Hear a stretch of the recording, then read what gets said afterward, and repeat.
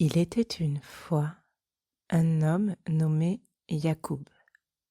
Il vivait pauvre mais sans souci, heureux de rien, libre comme un saltimbanque et rêvant sans cesse plus haut que son front. En vérité, il était amoureux du monde. Or, le monde alentour lui paraissait morne, brutal, sec de cœur, sombre d'âme. Il en souffrait. Comment, se disait-il, faire en sorte qu'il soit meilleur?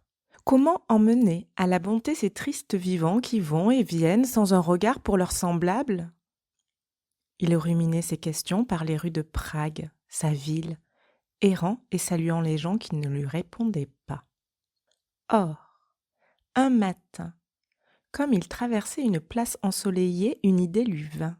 « Et si je leur racontais des histoires ?» pensa-t-il. « Ainsi, moi qui connais la saveur de l'amour et de la beauté, je les emmènerai assurément au bonheur. » Il se hissa sur un banc et se mit à parler.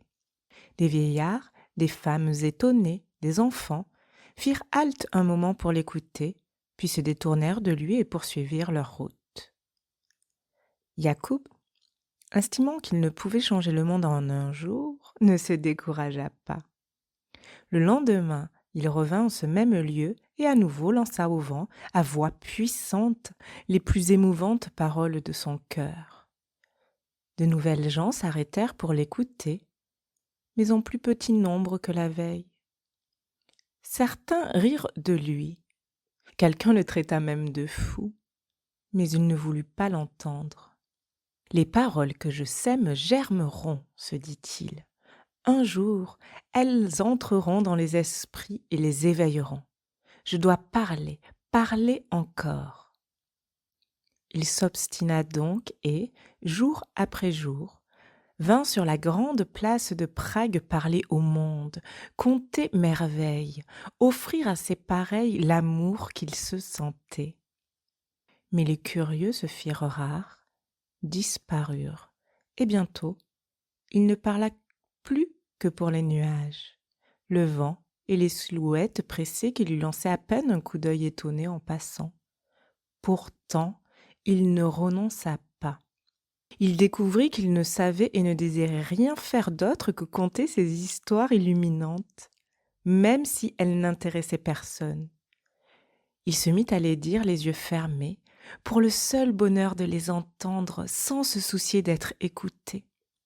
Il se sentit bien en lui-même et désormais ne parla plus qu'ainsi, les yeux fermés. Les gens, craignant de se frotter à ces étrangetés, le laissèrent seul dans ses palabres et prirent l'habitude, dès qu'ils entendaient sa voix dans le vent, d'éviter le coin de place où il se tenait. Ainsi passèrent des années.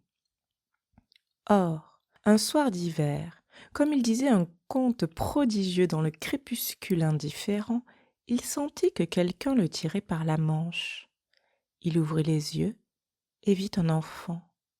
Cet enfant lui fit une grimace coquenarde et lui dit en se hissant sur la pointe des pieds : « Ne vois-tu pas que personne ne t'écoute, ne t'a jamais écouté, ne t'écoutera jamais ? Quel diable t'a donc poussé à perdre ainsi ta vie ? » « J'étais fou d'amour pour mes semblables, » répondit Yacoub. « C'est pourquoi, au temps où tu n'étais pas encore né, m'est venu le désir de les rendre heureux. » Le marmot ricana. « Eh bien, pauvre fou, le sont-ils ?» « Non, » dit Yacoub, hochant la tête. « Pourquoi donc t'obstines-tu » demanda doucement l'enfant, pris de pitié soudaine. Yacoub réfléchit un instant. « Je parle toujours, certes, et je parlerai jusqu'à ma mort.